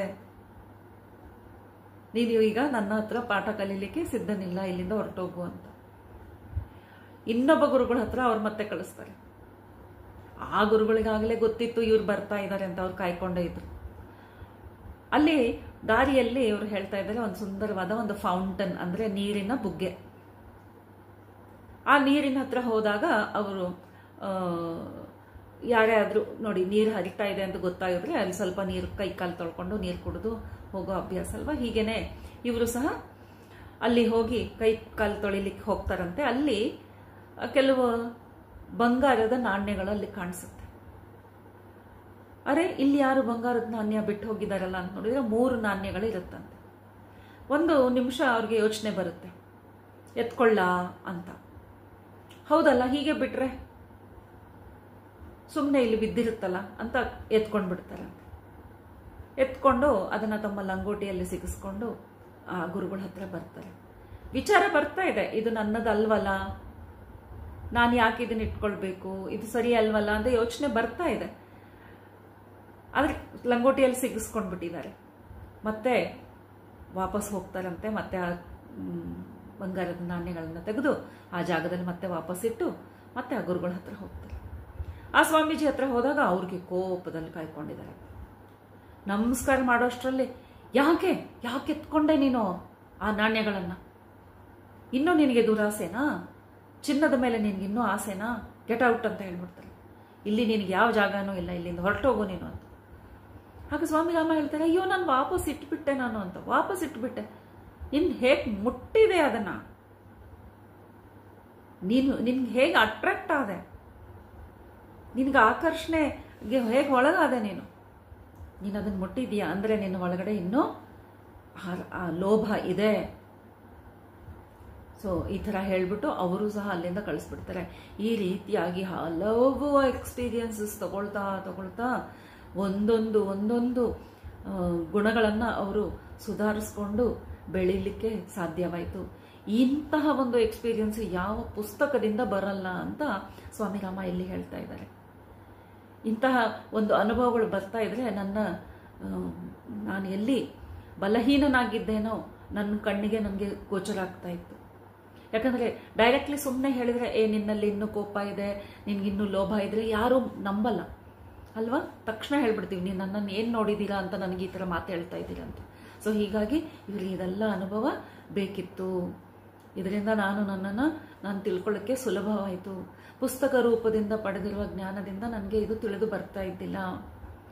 ಇದೆಲ್ಲ ವೀಕ್ನೆಸ್ ಅನ್ನ ಕಂಡು ಅವ್ರು ಮತ್ತೆ ತಿರ್ಗಾ ತಮ್ಮ ಗುರುಗಳ ಹತ್ರ ವಾಪಸ್ ಹೋಗ್ತಾರಂತೆ. ಅವ್ರು ಕೇಳ್ತಾರೆ, ಏನು ಕಲ್ತ್ಕೊಂಡು ಬಂದಿದ್ದೀಯಾ? ಆಗ ಅವರು ಸ್ವಾಮಿ ರಾಮ ಹೇಳ್ತಾರೆ, ನಾನು ಕಲ್ತಿದ್ದೇನು ಅಂದರೆ ನನಗೆ ಪುಸ್ತಕದ ಜ್ಞಾನ ಇದೆ, ಇಂಟೆಲೆಕ್ಚುವಲ್ ನಾಲೆಜ್ ಇದೆ. ಆದರೆ ಆ ಜ್ಞಾನವನ್ನು ನಾನು ಪೂರ್ಣ ರೂಪದಿಂದ ಅಳವಡಿಸ್ಕೊಂಡಿಲ್ಲ, ಇದನ್ನು ನಾನು ಕಲ್ತಿದ್ದೇನೆ. ಸೊ ಗುರುಗಳು ಹೇಳ್ತಾರೆ, ಹೌದು, ಪುಸ್ತಕದ ಜ್ಞಾನ ಪಡೆದವರು ಎಲ್ಲರ ಪರಿಸ್ಥಿತಿ ಇದೇ ಆಗಿದೆ. ಅವ್ರಿಗೆ ಅಹಂಕಾರ ಬಂದ್ಬಿಡುತ್ತೆ, ನಾನು ಇಷ್ಟೊಂದು ಜ್ಞಾನ ಪಡೆದ್ಬಿಟ್ಟಿದ್ದೀನಲ್ಲಪ್ಪ, ನಾನು ಇದು ತಿಳಿದಿದ್ದೇನೆ ಅದನ್ನು ತಿಳಿದಿದ್ದೇನೆ ಅಂತ. ಈಗ ನೀನು ಸಿದ್ಧನಾಗಿದೀಯಾ, ನಾನೀಗ ನಿನಗೆ ಹೇಳ್ಕೊಡ್ತೇನೆ ಬಾ ಅಂತ. ಆಗ ನಿನ್ಗೆ ಅರ್ಥ ಆಗತ್ತೆ ಇನ್ನು ಮೇಲೆ ನಾನು ಮಾತಾಡಿದ್ದು ನಾನು ಹೇಳಿದ್ದು ಅಂತ ನಾನು ಕಲಿಸ್ಕೊಡ್ತೀನಿ ಅಂತ ಅವರನ್ನು ಸ್ವೀಕಾರ ಮಾಡ್ತಾರೆ ತಮ್ಮ ಶಿಷ್ಯರಾಗಿ. ಸೊ ಅದಕ್ಕೆ ಸ್ವಾಮಿ ರಾಮ ಹೇಳ್ತಾ ಇದ್ದಾರೆ, ಮನುಷ್ಯನಿಗೆ ಎಷ್ಟೋ ವಿಷಯಗಳು ಗೊತ್ತು, ಆದರೆ ಗೊತ್ತಿರುವ ಜ್ಞಾನವನ್ನು ಪ್ರತಿದಿನದ ಕಾರ್ಯಗಳಲ್ಲಿ ಹೇಗೆ ಅಳವಡಿಸ್ಕೊಳ್ಬೇಕು ಅದೇ ನಿಜವಾದ ಜ್ಞಾನ. ಸೊ ಇದು ಆಗಲಿಲ್ಲ ಅಂದರೆ ಯಾವ ವಿದ್ಯೆ ಆಗಿದ್ರೂ ಅದು ಲಿಮಿಟೆಡ್ ಆಗೇ ಇರುತ್ತೆ, ಪುಸ್ತಕದ ಮಟ್ಟಕ್ಕೆ ಮಾತ್ರನೇ ಇರುತ್ತೆ. ಸೊ ನಮಗೆ ಏನು ಮಾಡಬೇಕು ಏನು ಮಾಡಬಾರದು ಅದು ನಮಗೆ ಗೊತ್ತು. ಆದರೆ ನಿಜ ರೂಪದಲ್ಲಿ ನಿಜವಾಗಿ ಜೀವನದಲ್ಲಿ ಪರಿಸ್ಥಿತಿಗಳು ಬಂದಾಗ ಆವಾಗ ಪ್ರಾಯೋಗಿಕ ಜ್ಞಾನ ಪಡೆಯುವುದು ತುಂಬ ಮುಖ್ಯವಾಗಿದೆ. ಸೊ ರಿಯಲ್ ನಾಲೆಡ್ಜ್ ಎಲ್ಲಿದೆ ಅಂತಂದರೆ ತಿಳಿಯುವುದರಲ್ಲಿಲ್ಲ, ಅದರಂತೆ ಇರುವುದರಲ್ಲಿದೆ ಅಂತ ಹೇಳ್ತಾ ಇದ್ದಾರೆ. Real knowledge is not found in knowing but rather in being ಅಂತ ಹೇಳ್ತಾ ಅವರು ತಮ್ಮ ಈಗೋ ವಿಷಯವಾಗಿ ಇರುವ ಎಪಿಸೋಡ್ಸನ್ನು ಇಲ್ಲಿಗೆ ಮುಕ್ತಾಯಗೊಳಿಸ್ತಾ ಇದ್ದಾರೆ. ಮುಂದಿನ ಸಂಚಿಕೆಯಲ್ಲಿ ಮತ್ತೊಬ್ಬ ಬೇರೆ ಅನುಭವಗಳನ್ನು ಹಂಚಿಕೊಳ್ಳೋಣ. ನಮಸ್ಕಾರ.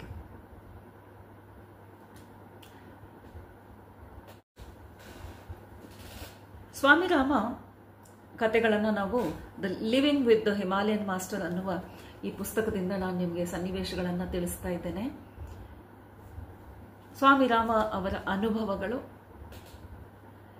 ನಿಮಗೆ ಈ ಪುಸ್ತಕದ ವಿಷಯಗಳು ಹೇಗೆ ಅನಿಸಿತು?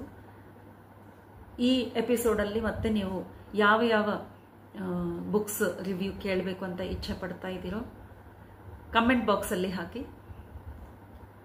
ಹಾಗೆ ನಾನು ಬಳಸುವ ಕೆಲವು ಆಂಗ್ಲ ಪದಗಳನ್ನು ಕ್ಷಮಿಸಬೇಕು, ಶುದ್ಧವಾದ ಕನ್ನಡದಲ್ಲಿ ಹೇಳಲು ಕೆಲವು ಮಾತುಗಳು ಸಾಧ್ಯವಾಗ್ತಾ ಇಲ್ಲ.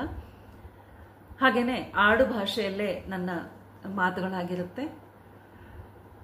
ನಿಮ್ಮೆಲ್ಲರಿಗೂ ಇದು ಇಷ್ಟ ಆಗಬಹುದು ಅಂತ ಈ ಪುಸ್ತಕದ ಒಂದು ರಿವ್ಯೂ ಸ್ಟಾರ್ಟ್ ಮಾಡಿದ್ದೇನೆ. ನಿಮ್ಮ ಪ್ರೀತಿಯನ್ನು ಇಲ್ಲಿ ಕೆಳಗೆ ಕೊಟ್ಟಿರುವ ಟ್ಯಾಬ್ಸಲ್ಲಿ ಥ್ಯಾಂಕ್ಸ್ ಅನ್ನುವ ಒಂದು ಟ್ಯಾಬ್ ಒತ್ತಿ ನಿಮ್ಮ ಪ್ರೀತಿಯನ್ನು ತೋರಬೇಕು. ಹಾಗೆಯೇ ಈ ವಿಡಿಯೋ ನಿಮಗೆ ಇಷ್ಟ ಆದರೆ ಕಮೆಂಟ್ ಬಾಕ್ಸಲ್ಲಿ ಹಾಕಿ, ಮತ್ತೆ ಸಬ್ಸ್ಕ್ರೈಬ್ ಮಾಡಿ, ನಿಮ್ಮ ಫ್ರೆಂಡ್ಸ್ ಜೊತೆಲಿ ಇದನ್ನು ಖಂಡಿತವಾಗ್ಲೂ ಶೇರ್ ಮಾಡಿ. Thank you. ಮತ್ತೆ ಮುಂದಿನ ಸಂಚಿಕೆಯಲ್ಲಿ ಭೇಟಿಯಾಗೋಣ. ನಮಸ್ಕಾರ.